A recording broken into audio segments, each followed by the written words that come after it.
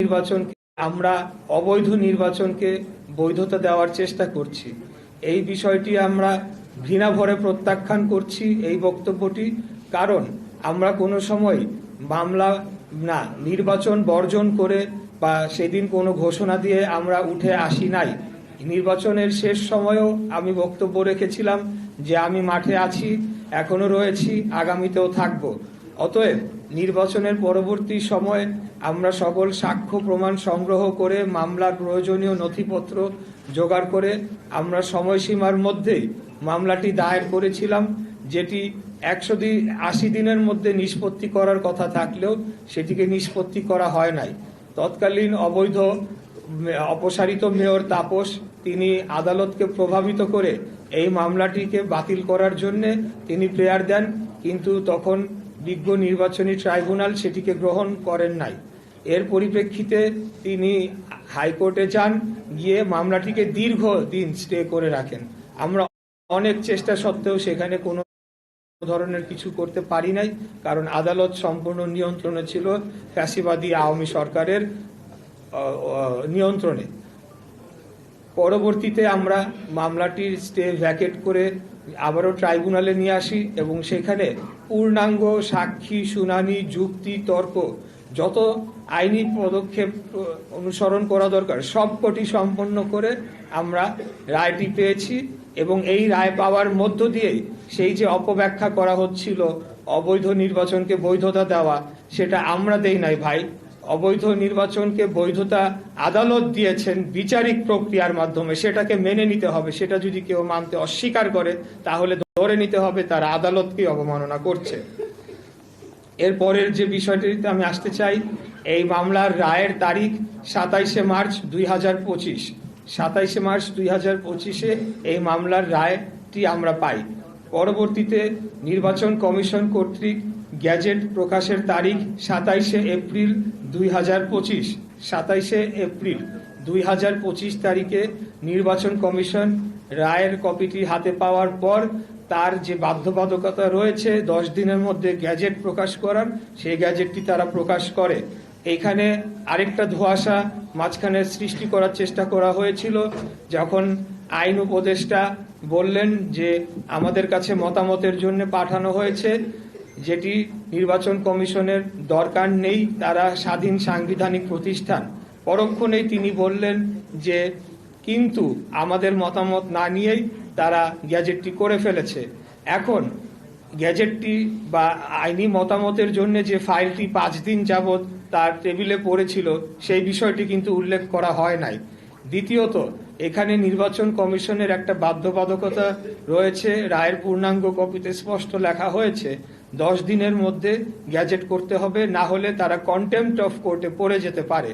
কিন্তু যখন জনগণের সামনে এভাবে উপস্থাপন করা হবে, জনগণ কিন্তু সেটাকে ভিন্নভাবে দেখবে যে আচ্ছা আইন মন্ত্রণালয়কে হয়তো তোয়াক্কা না করে কোনো ধরনের প্রভাব খাটিয়ে নির্বাচন কমিশন থেকে গ্যাজেট করানো হয়েছে কিনা, এই ধরনের একটা চিত্র দেওয়ার চেষ্টা করা হয়েছে, যেটা অত্যন্ত আমি বলবো দুঃখজনক। নির্বাচন কমিশন একটি স্বাধীন সার্বভৌম প্রতিষ্ঠান, তারা আপন গতিতে তারা নিজ সিদ্ধান্তে কাজ করে চলেছে, এই ব্যাপারে আমাদের কোনো কিছু বলার নেই। এখন সর্বশেষ যে বিষয়টি বলতে চাচ্ছি, গ্যাজেট প্রকাশের 20 দিন হয়ে গিয়েছে, এখন পর্যন্ত আমাকে শপথ গ্রহণ করানোর জন্য কোনো ধরনের পদক্ষেপ বর্তমান সরকার নেয় নাই, যেটি কিনা তাদের এখতিয়ারে পড়ে। বর্তমান সরকার বলতে স্থানীয় সরকার বিভাগকে বোঝানো হচ্ছে, যেখানে নির্বাচন কমিশন থেকে এই নির্দেশনাটি গ্যাজেট সহ স্থানীয় সরকার বিভাগে অর্থাৎ স্থানীয় সরকার মন্ত্রণালয় বরাবর পাঠানো হয়। পাঠানোর পর তারা আরেকটি যে কাজ করে, সেটিকে আইনের দৃষ্টিতে অনেকেই বলেছে এটি বেআইনি, সেটি হলো তারা পাল্টা নির্বাচন কমিশনকে চিঠি লিখে সেখানে একাধিক একটা রেফারেন্স দিয়ে বলার চেষ্টা করে যে এখানে আপিল করবে কি না। অথচ নির্বাচন কমিশন কিন্তু তার যে আইনজীবী প্যানেল রয়েছে, তার যে বিজ্ঞ আইনজীবীরা রয়েছেন এবং তার যে প্রক্রিয়া রয়েছে, সেটি সম্পন্ন করে পূর্ণাঙ্গ কমিশন মিলেই কিন্তু সিদ্ধান্ত দিয়ে গ্যাজেট প্রকাশ করে ফেলেছে। অতএব এখানে স্থানীয় সরকার মন্ত্রণালয় কি নির্বাচন কমিশনকে অলমোস্ট নির্দেশনা দিতে পারে কিনা সেই বিষয়টি এখন প্রশ্নে চলে এসেছে। তো এখানে আমরা দেখছি যে নির্বাচন কমিশনের উপর ইতিমধ্যেই এই সরকার এক ধরনের হস্তক্ষেপ শুরু করেছে এবং সেটি আগামী জাতীয় নির্বাচনের আগে কি ধরনের প্রভাব ফেলতে পারে সেটা নিয়ে জনগণ এখন শঙ্কিত হয়ে পড়েছে।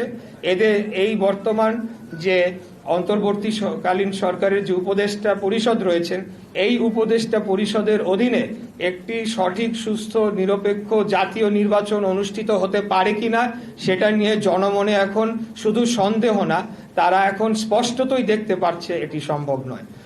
আর আরেকটি যে কথা বলতে চাই যে সেই ব্যাপারেও নির্বাচন কমিশনও পাল্টা উত্তর দিয়েছে যে তারা সম্পূর্ণ আইনি ব্যাখ্যা দিয়ে কোন কোন গ্রাউন্ডে কিভাবে তারা এই সিদ্ধান্তটি নিয়েছে এবং গ্যাজেটটি প্রকাশ করেছে।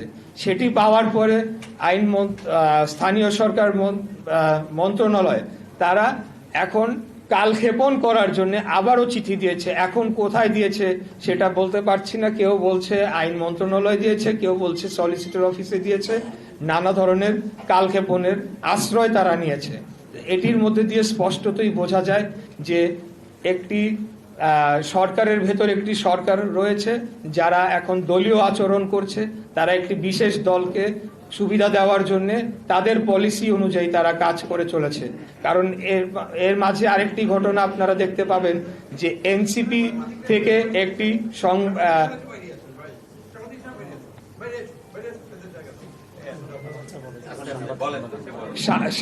এনসিপি একটি তারা বিবৃতি দেয়, সেখানে বলা হয় যে এরকম এই রায়ের বিষয়ে পর্যবেক্ষণ করা হয়, এমনকি যে বিচারক তার ব্যাপারেও বিষোদ্গার করা হয়, যেটি কিনা অত্যন্ত দুঃখজনক। সেটা আমরা আওয়ামী লীগ আমলে দেখতে পেয়েছি যে তাদের পক্ষে কোনো রায় না গেলে সেটা বিচারকদের উপরে তারা টার্গেট করত। বিচারকদের বিষয়ে প্রথমে তারা হুমকি ধামকি দিত, পরবর্তীতে অন্যান্য ব্যবস্থা নেওয়ার কথা বলতো, যেটি কিনা আলামত আমাদের কাছে রয়েছে। আমরা পরবর্তীতে আপনাদেরকে সব কিছু প্রোভাইড করে দিব।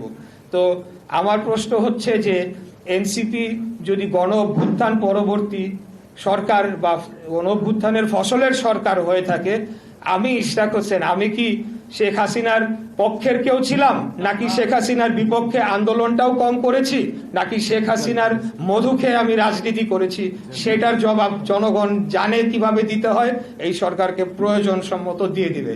তো আমার বিপক্ষে কেন? তার কারণ হচ্ছে জাস্ট বিকজ আমি বিএনপির প্রার্থী, ধানের শীষের মনোনীত প্রার্থী, এবং তারা চাচ্ছে যে তাদের নিজস্ব দলীয় ব্যক্তিদেরকে প্রশাসক হিসেবে বসাবে এবং আগামী নির্বাচনের সময় একটা ফায়দা লুটবে। এবং বর্তমানে যে অর্থনৈতিক লুটপাট চলছে নগর ভবন কেন্দ্রিক এবং বিভিন্ন ঠিকাদারি, বিভিন্ন বিল, সব কিছুতে সেগুলা চলমান রাখার জন্য তারা এখন আমাকে বাধা প্রদান করার সিদ্ধান্ত নিয়েছে। তো এখন আমি আপনাদেরকে আবারও সব কিছু শেষে যেটা বলতে চাই যে আইনি বিষয়ে আমরা জোরালো ভাবে আমরা জোর দিচ্ছি, অন্য কোনো কিছু আমরা করছি না। আমরা কোনো আন্দোলনের দলীয় ঘোষণাও দেই নাই, কিছুই করি নাই। জনগণ স্বতঃস্ফূর্তভাবে তারা প্রতিবাদ করছে, এটা জনগণের অধিকার, তারা প্রতিবাদ করতেই পারে এবং করেই যাবে, আমি আশা রাখি। এখন গ্যাজেট প্রকাশের 20 দিন হয়ে গিয়েছে, এখন পর্যন্ত কেন শপথ গ্রহণ করানোর কোনো পদক্ষেপ নেওয়া হচ্ছে না এবং কালক্ষেপণ করা হচ্ছে? এই বিষয়ে আপনাদের কাছে প্রশ্ন রাখলাম এবং আমি এটার মাধ্যমে রেকর্ড রেখে দিলাম যে আমরা শপথ নেওয়ার জন্য প্রস্তুত এবং আমরা চিঠি প্রদান করেছি। এখানে আপনাদেরকে কিছু কপি দেওয়া হয়েছে, একদম আমার চিঠি, গ্যাজেট এবং পুরো আইন, পুরো রায়ের কপি, সবকিছুই সরকারের বিভিন্ন দফতরে আমরা রেজিস্টার্ড পোস্ট এবং রিসিপ্ট কপি দিয়ে আমরা দিয়ে এসেছি। এই জিনিসটি আপনাদেরকে অবহিত করার জন্য আজকে এই সংবাদ সম্মেলনটি আমরা করেছি। আমি আপনাদের সকলকে আবারও ধন্যবাদ জানাচ্ছি, অত্যন্ত ধৈর্য সহকারে আপনারা আমার সংবাদ সম্মেলনটিতে অংশগ্রহণ করেছেন স্থান সংকুলন হওয়া সত্ত্বেও, এবং এই স্বল্প সময় যে আপনারা এসেছেন সেটার জন্য আপনাদের কাছে আন্তরিকভাবে কৃতজ্ঞতা প্রকাশ করছি। ধন্যবাদ সবাইকে। আসসালামু আলাইকুম।